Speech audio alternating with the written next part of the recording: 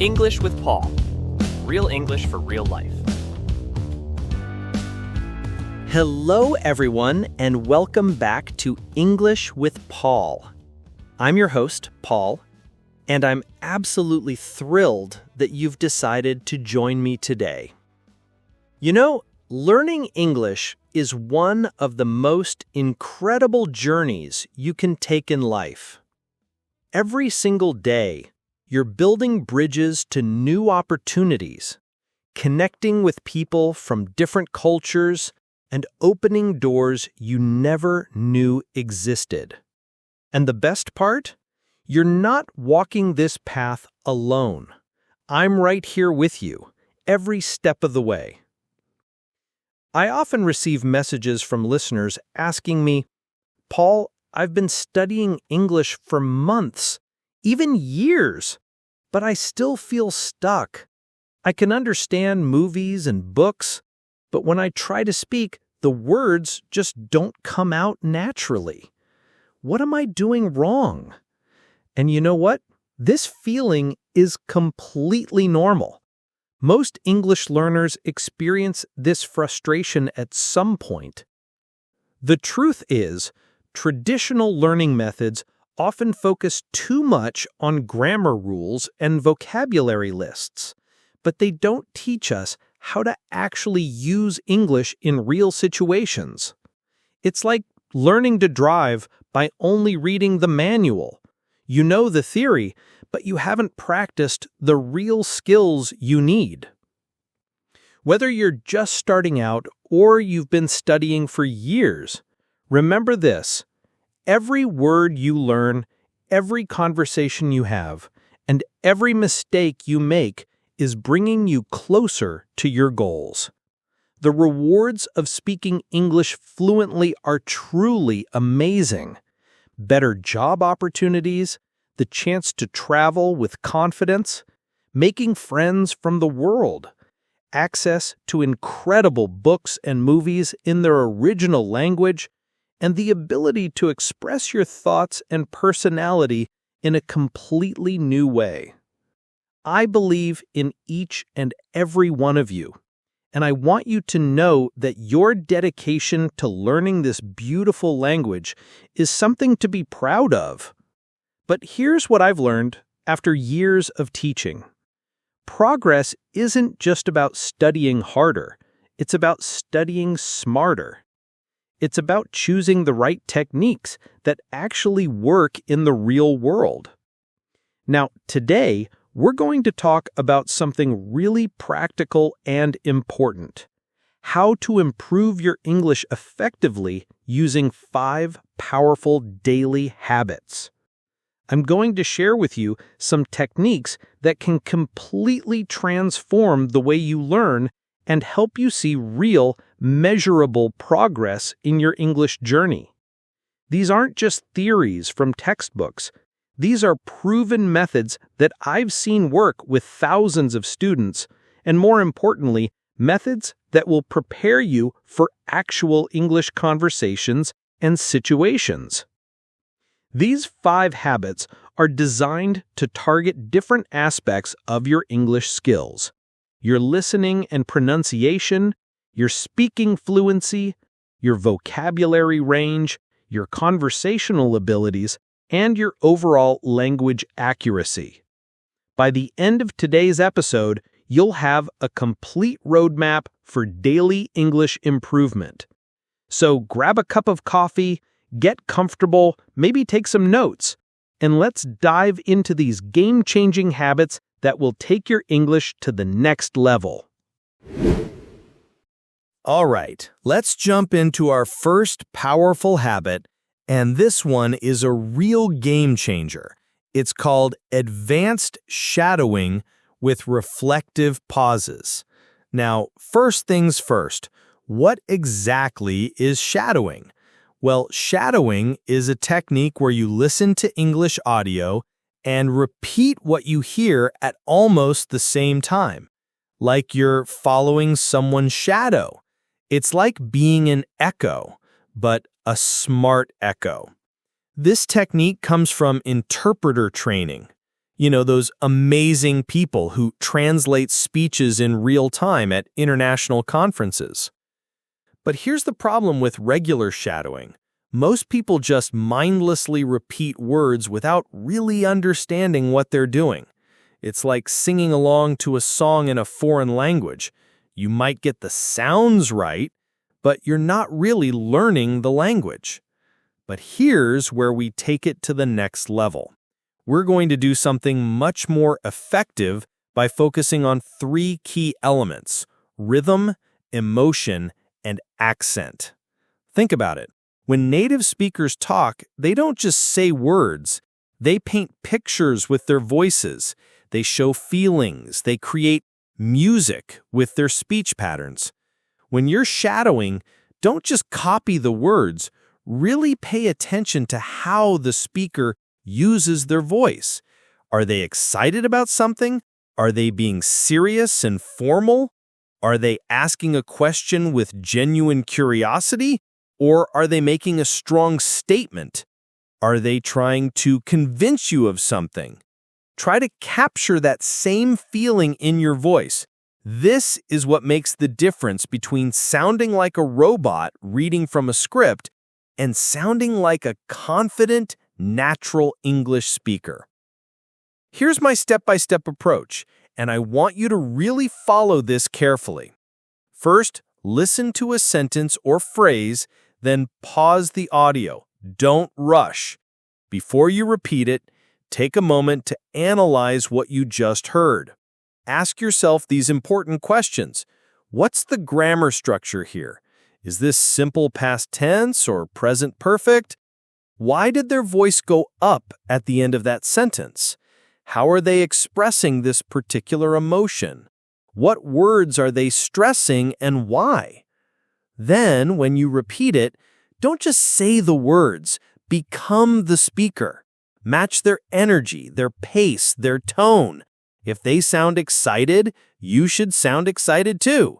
If they're being serious, you should be serious too. It might feel strange at first, even a bit silly, but trust me, this is where the magic happens. You're not just learning English, you're learning how to be English, if that makes sense.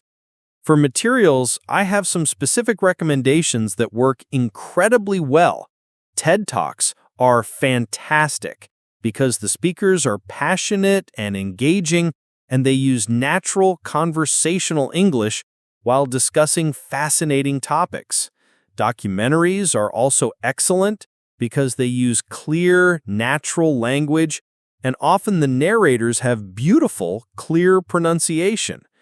News reports can be great for more formal language, and of course, podcasts like this one are perfect because they sound conversational and real, just like the English you'll actually use in daily life. The beauty of this technique is that you're training your ear, your mouth, and your brain all at the same time. You're not just learning words, you're learning how English actually sounds and feels. You're developing what we call native-like intuition, that feeling for the language that helps you know when something sounds right or wrong. Now, let's move on to habit number 2, and this one is incredibly practical. Real-life prompt card training. Here's the thing. Many English learners can read and write pretty well, but when it comes to speaking in real situations, they freeze up. Why? Because they've never practiced those specific scenarios before. It's like preparing for a job interview by only reading about job interviews. When the actual moment comes, you feel completely unprepared because you haven't actually practiced speaking. I remember one of my students telling me, "Paul, I can write beautiful emails in English. I can understand Netflix shows without subtitles. But when I had to explain to my doctor that I was having chest pain, I couldn't find the words. I was so frustrated." And you know what? This is incredibly common, and it's not your fault. It's just that traditional learning doesn't prepare us for these real-world moments. That's where prompt cards come to the rescue. So what are prompt cards? Think of them as your personal English challenge cards. You write down real-life situations that you might actually face, and then you practice responding to them out loud. It's like having a collection of mini scenarios that prepare you for actual life. Let me give you some examples of what I mean. You might create cards that say things like, explain a health problem to your doctor. Complain about a broken product you bought online. Ask for directions when you're completely lost in a new city. Describe your work experience in a job interview. Apologize to your neighbor for a party that was too loud. Or negotiate the price of something at a market. But here's what makes this technique so powerful. You need to think about different types of situations. Some will be formal, like talking to your boss about a promotion. Others will be casual, like planning a weekend trip with friends. Some might be stressful, like dealing with a problem at the airport. Others might be happy, like describing your vacation to a colleague. Here's how this works. Pick a card, read the situation, and then speak your response out loud, as if you're really in that moment. Don't write anything down first, just talk. Pretend you're actually at the doctor's office, or actually talking to a store manager, or actually sitting in a job interview. Make it as real as possible. Use gestures, change your tone of voice. Even look in the direction where you imagine the other person would be standing. But here's the secret ingredient that makes this technique so incredibly powerful. Record yourself. I know, most people hate hearing their own voice. But this is where real improvement happens. Your ears are going to be your best teacher. After you record your response, listen to it with a critical but kind ear. Ask yourself 3 important questions. First, how was my fluency? Was I speaking smoothly, or did I hesitate a lot? Did I use too many and sounds? Did I repeat myself because I couldn't find the right words?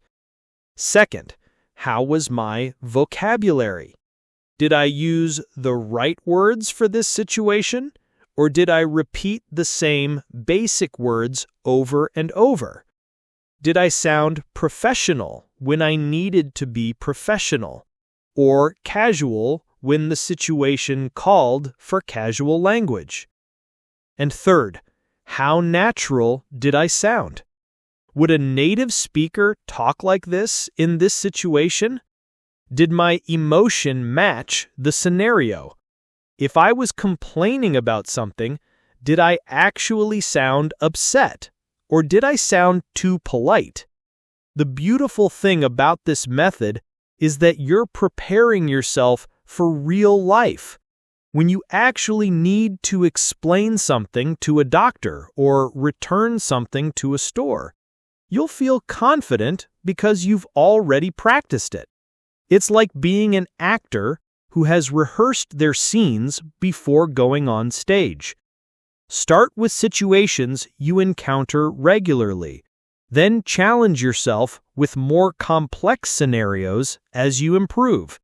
And remember, the goal isn't perfection, it's preparation and confidence. All right, here comes habit number 3. And this one might sound a bit crazy at first, but trust me, it works like magic. I call it the forbidden words circle. Now, be honest with me for a moment. how often do you find yourself using the same basic words over and over again? You know the ones I'm talking about. Good, bad, very, thing, nice, get, make, do. These words are like old, comfortable shoes. They're easy to use, they feel safe, but they're not helping you grow or express yourself with the richness that English actually offers. Here's what happens when we rely too much on these basic words. We start to sound repetitive and, frankly, a bit boring. Imagine if every time someone asked you about a movie, you said, "It was very good," or "It was very bad." Compare that to saying, "It was absolutely captivating," or "It was incredibly disappointing." Can you hear the difference? The second versions paint a much clearer picture and show that you really understand and can use English effectively. Here's what I want you to do, and this is going to challenge you in the best way possible. Choose 5 common words that you use all the time, and I mean all the time. And for one whole week, you're going to ban them from your vocabulary. That's right, they're completely off limits. It's like putting those words in English jail for 7 days. Let me give you some examples of how this transformation works. Instead of saying the movie was very good, you might discover that you can say the movie was absolutely fantastic, incredibly engaging, thoroughly entertaining, or remarkably well made. See how much more interesting and precise that sounds? Each of these alternatives gives a slightly different flavor to your opinion. When you eliminate the word thing, something magical happens. You might discover words like situation, opportunity, challenge, experience, device, concept, or phenomenon. Suddenly, instead of saying that thing was confusing, you're saying that concept was confusing, or that situation was confusing. Your language becomes much more specific and sophisticated. Instead of always using nice, you could explore words like pleasant, delightful, charming, wonderful, lovely, enjoyable, or agreeable. Each one has its own personality and creates a different feeling in the listener's mind. Here's what happens when you do this exercise. Your brain goes into creative mode. It starts searching for new ways to express your thoughts, and suddenly you're discovering vocabulary you already knew but never used. It's like finding treasure in your own backyard. You realize that your passive vocabulary, the words you understand when you hear them, is much larger than your active vocabulary, the words you actually use when speaking. I'll be honest with you, the first day or two will feel frustrating. You'll catch yourself about to use one of your forbidden words, and you'll have to stop and think. You might even feel a bit slow or hesitant. But that's exactly the point. That moment of thinking, that pause where your brain searches for alternatives, is when your vocabulary grows. It's mental exercise, just like going to the gym makes your muscles stronger. Here's a tip that makes this technique even more effective. Keep a small notebook or use your phone to write down all the new words and expressions you discovered during this week. At the end of each day, review them. You'll be amazed at how many beautiful alternatives you found. By the end of the week, you'll notice something amazing. Not only will you have a richer vocabulary, but you'll also express yourself with much more precision and color. Your English will sound more sophisticated and natural, and people will notice the difference. You'll sound more like an advanced speaker rather than someone who is still learning basic vocabulary. Try it for just 1 week. Pick your 5 most overused words, write them down on a piece of paper, stick it somewhere you'll see it every day, and then challenge yourself to find creative alternatives. Your future self will thank you, and your English will never be the same. Now we're getting to habit number 4, and this one is particularly fun. Multi-role dialogue simulation. Think of yourself as a one-person theater company. Here's something interesting. When we learn English, we usually practice from just one perspective, our own. But in real life, conversations involve different people with different personalities, speaking styles, and even social positions. That's where this technique becomes incredibly valuable. So, what exactly am I talking about?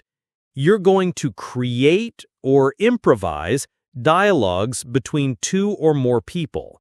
And here's the twist. You're going to act out every single role yourself. Let me paint you a picture. Imagine a conversation between a customer and a salesperson. First, you become the customer. Maybe you're polite but firm, asking questions about prices and features.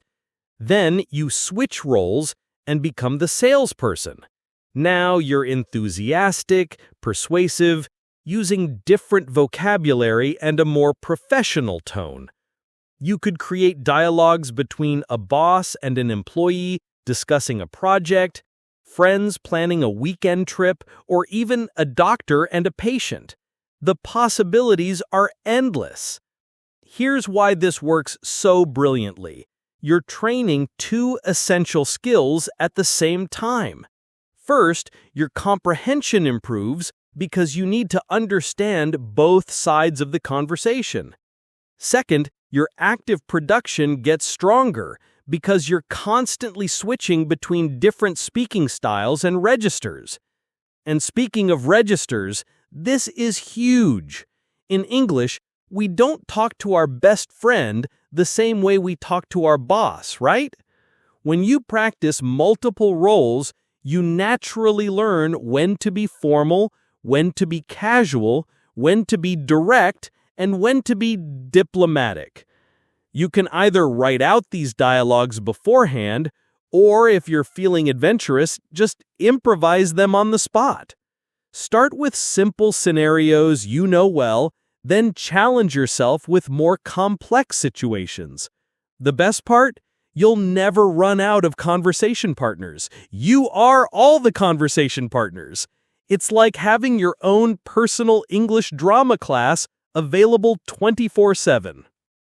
And finally, we reach our 5th and final habit, which I absolutely love because it's short but incredibly powerful. Daily intensive micro-writing. Now, I know what you might be thinking. Paul, I don't have time to write long essays every day. Well, here's the beautiful thing. You don't need to. We're talking about just 100 words maximum. That's roughly the length of a short text message or a brief social media post. But don't let the small size fool you. This technique packs a serious punch. Here's how it works. Every day, you're going to write a mini story, share an opinion, or write a personal reflection. But here's the key. You must focus on specific grammatical structures. For example, on Monday, you might challenge yourself to use conditionals. If I had woken up earlier, I would have seen the sunrise. On Tuesday, maybe you'll practice the passive voice. The concert was canceled due to bad weather.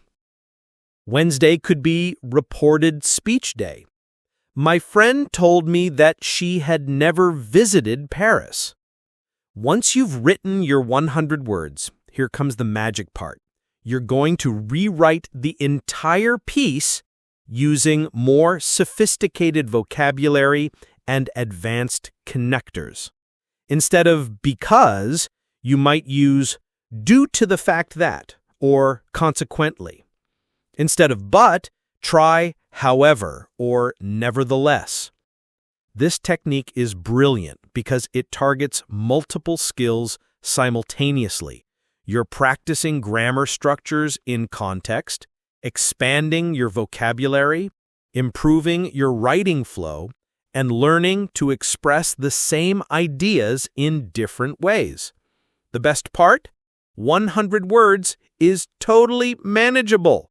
You can write it during your coffee break, on the bus, or before bed, but the impact on your English skills will be enormous.